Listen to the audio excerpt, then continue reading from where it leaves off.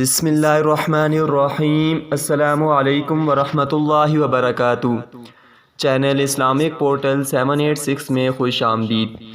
ناظرین، ایک اور انتہائی خوبصورت ویڈیو کے ساتھ آپ کی خدمت میں حاضر ہیں۔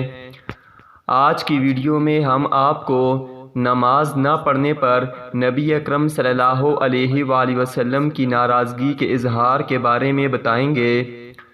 ناظرین، اپنی ویڈیو کی جانب بڑھنے سے پہلے آپ تمام دیکھنے والوں سے گزارش ہے کہ چینل اسلامک پورٹل 786 کو سبسکرائب کر دیں اور بیل آئیکن کو پریس کر دیں تاکہ ہماری لیٹسٹ ویڈیو کا نوٹیفیکیشن آپ کو ملتا رہے۔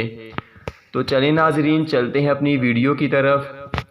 نبی اکرم صلی اللہ علیہ وآلہ وسلم نے فرمایا کہ منافقوں پر فجر اور عشاء کی نماز سے زیادہ اور کوئی نماز بھاری نہیں، اور اگر انہیں معلوم ہوتا کہ ان کا ثواب کتنا زیادہ ہے اور چل نہ سکتے تو گھٹنوں کے بل گھسیٹ کر آتے، اور میرا تو ارادہ ہو گیا تھا کہ مؤذن سے کہوں کہ وہ تکبیر کہے، پھر میں کسی کو نماز پڑھانے کے لیے کہوں اور خود آگ کی چنگاریاں لے کر ان سب کے گھروں کو جلا دوں جو ابھی تک نماز کے لیے نہیں نکلے۔